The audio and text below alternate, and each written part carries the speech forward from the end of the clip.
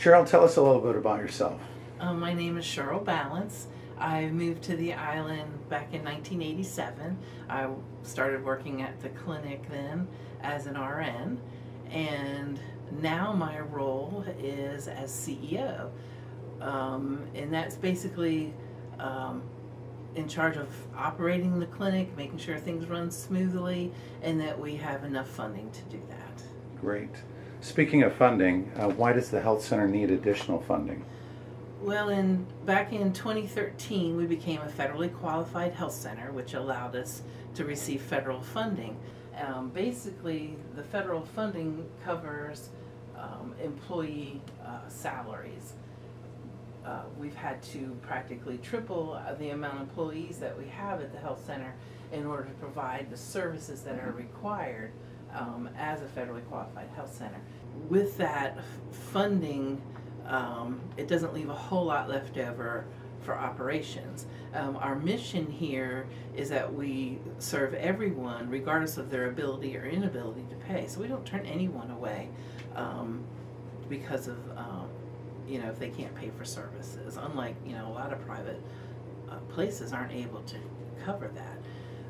So some of that funding does help with that, and because we are seeing patients that are unable to pay, we provide a sliding fee scale on a discounted service for that.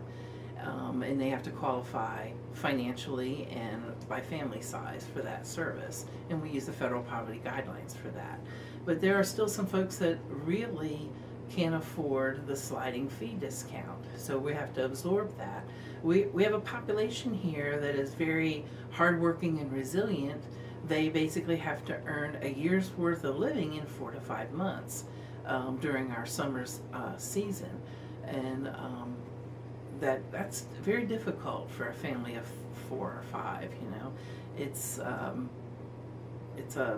like I said, a hardworking group of people, but they are under a lot of stress and pressure to earn their living in a short amount of time. We do get an extra boost when we have our tourist season, as far as our tourist population coming to visit the clinic. Sometimes we have anywhere from 300 to 500 extra visits a year, and we want to serve those people also.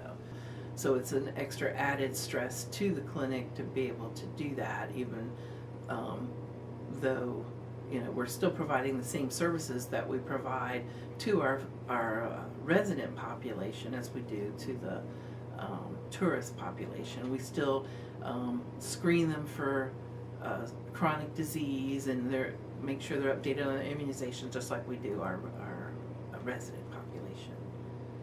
Okay, great. And tell me your thoughts on the first annual Seafood Festival, which will be a health center benefit.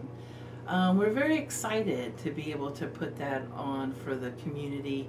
We're looking forward to it as being a fundraiser and supporting the health center with donations and things, and the sales of the food plates and things like that. And I think it's a good time for the Ocracoke residents to be able to showcase the island, show some of the things that the island is known for their music and their good food. And we're hoping that we are able to raise some funds that can help support our residents and visitors to the island when they're come to the clinic. If they're unable to pay, that we can cover some of those costs with that. Great, that's wonderful. Thank you very much, Cheryl, for your time today. Thank you.